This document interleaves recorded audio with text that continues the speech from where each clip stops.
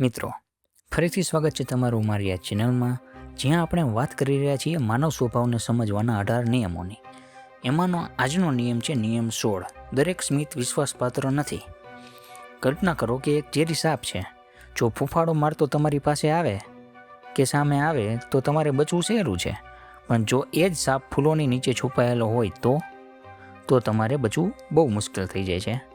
જીવનમાં પણ સૌથી ખતરનાક લોકો એ નથી કે જે ખુલ્લેઆમ તમારા વિરોધમાં હોય છે, પરંતુ સૌથી ખતરનાક લોકો એ હોય છે કે જે તમારી સાથે હસે છે અને પાછળથી તમારા માટે ખાડો ખોદે છે.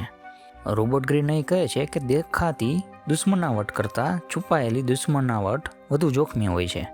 લોકો પોતાનો સાચો ચહેરો કેમ છુપાવે છે? આ એક બહુ મોટો પ્રશ્ન છે અને એનો જવાબ આ રીતનો છે: કારણ કે કોઈ પણ માણસ પોતાને ખરાબ માણસ તરીકે જોવા માંગતો જ નથી. તેથી ઘણા લોકો પોતાના સ્વાર્થને મિત્રતાના પડદાની પાછળ છુપાવે છે. તેઓ તમારી પ્રશંસા કરશે, તમારી સાથે સમય પસાર કરશે, પણ જ્યારે તક મળશે ત્યારે તમારો ફાયદાઓ પહેલાં પસંદ કરશે.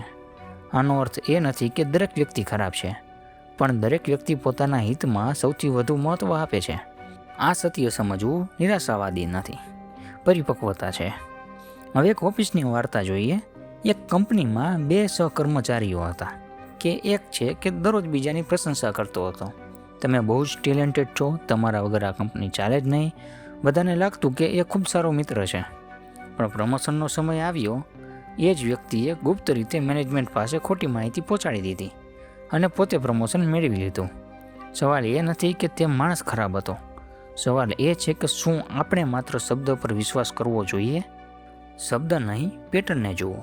રોબર્ટ ગ્રીન કહે છે કે લોકો શું કહે છે તે કરતાં વારંવાર શું કરે છે તે વધુ મહત્ત્વનું છે. એકવારની ભૂલ માનવીય હોઈ શકે છે, પણ એક સરખું વર્તન વ્યક્તિત્વ ખરાબ બતાવે છે. જો કોઈ વ્યક્તિ દરેક સંબંધમાં બીજાને દોષ આપે છે, તો કાલે તે તમારા વિશે પણ એ જ કરશે.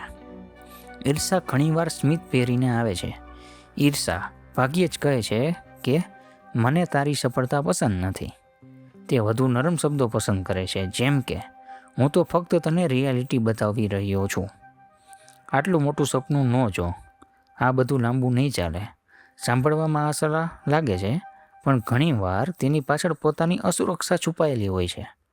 હવે સૌથી મોટો સંકેત શું છે કે જ્યારે તમારી સફળતા આવે છે ત્યારે લોકો કેવી રીતે પ્રતિક્રિયા આપે છે તે ધ્યાનથી જુઓ. સાચો મિત્ર સફળતા ઉજવશે, ખોટો મિત્ર વિષય બદલી દેશે અથવા તમારી સફળતાને નાની બતાવવાનો પ્રયાસ કરશે, કારણ કે લોકો તેમના શબ્દથી નહીં પણ બીજાની સફળતા સામે પ્રતિક્રિયાથી ઓળખાય છે. હવે વિશ્વાસ કરો, પણ ધીમે ધીમે કરો. આ અધ્યાયનો અર્થ દરેક પર શંકા કરવાની નથી. જો તમે બધા પર શંકા કરશો તો સંબંધો બનાવી જ શકશો નહીં, પણ જો તમે વિચાર્યા વગર વિશ્વાસ કરશો તો વારંવાર દુઃખિત થશો. વિશ્વાસ એક દિવસમાં નહીં, ધીમે ધીમે કમાવાની વસ્તુ છે. એક સરળ નિયમ છે: કોઈ વ્યક્તિને ઓળખવા માટે 3 પરિસ્થિતિઓ જુઓ. જ્યારે તેને શક્તિ મળે છે, જ્યારે તેને પૈસા મળે છે અને જ્યારે તેને તમારા કરતાં વધુ સફળ વ્યક્તિ મળે છે. આ 3 ક્ષણોમાં માણસનો અસલી સ્વભાવ બહાર આવે છે. આજનો એક અભ્યાસ છે. આજે જ તમારા જીવનમાં 3 લોકો વિશે વિચારો અને પોતાને પૂછો કે શું હું આ વ્યક્તિ પર વિશ્વાસ કરું છું કારણ કે તે વિશ્વાસ કમાયો છે, કે કારણ કે મને વિશ્વાસ કરવાની ઉતાવળ હતી? આ એક પ્રશ્ન ઘણા ખોટા સંબંધોમાંથી બચાવી શકે છે. સૌથી મોટો પાઠ છે: યાદ રાખો કે સાચી બુદ્ધિ લોકોને શંકાની નજરથી જોવામાં નથી. સાચી બુદ્ધિ લોકોને જેમ છે તેમ જોવામાં છે.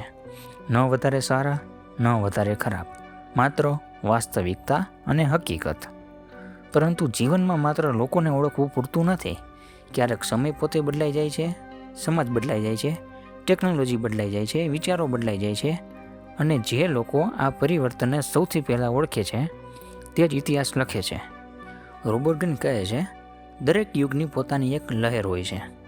પ્રશ્ન એ છે, શું તમે તે લહેર સામે તરશો કે તેની સાથે આગળ વધશો? આપણે આ આગળ જાણશું કે નિયમ 17: ઇતિહાસની લહેરોને ઓળખો. તો મળીએ આવતા વિડીયોમાં.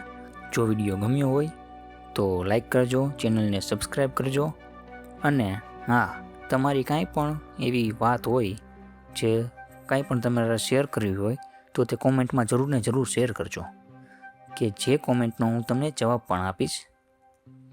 મળીએ આવતા વિડીયોમાં. ધન્યવાદ.